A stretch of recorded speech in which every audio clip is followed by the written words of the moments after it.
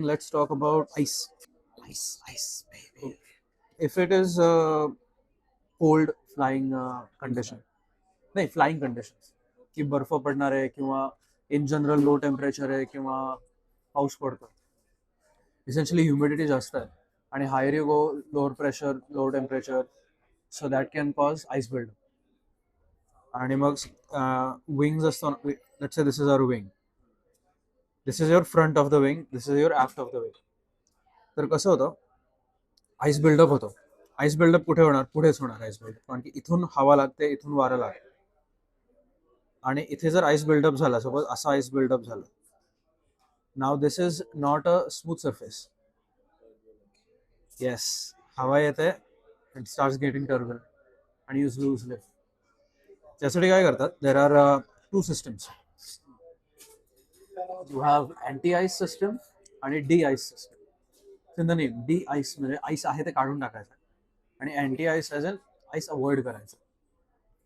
तर मोठे कमर्शियल एअरलाइनर्स जर तू बघितलेस किंवा मोठे बिझनेस जेट जर बघितलेस, तर they internally they have an empty pocket in here.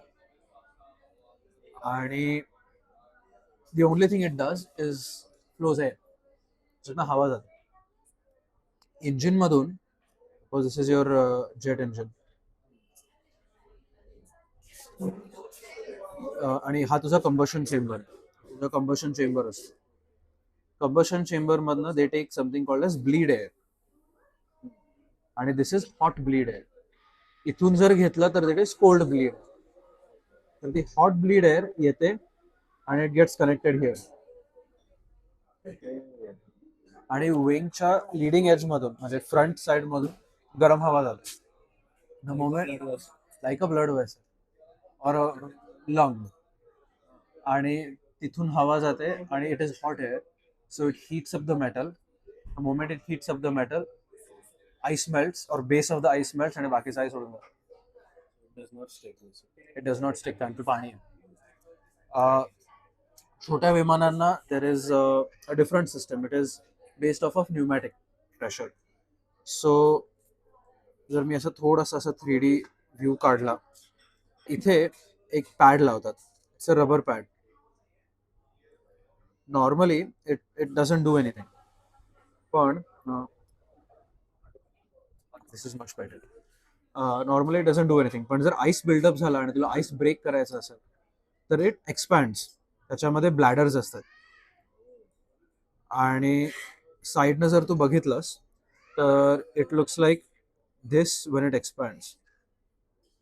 Normally ते असं दिसतं, but then it expands into this, आणि मग ह्याच्यावर जो बर्फ क्रिएट झालाय तो फुटतो आणि इट गोज अवे, आणि इट काय म्हणतो, कॉन्ट्रॅक्ट्स अगेन.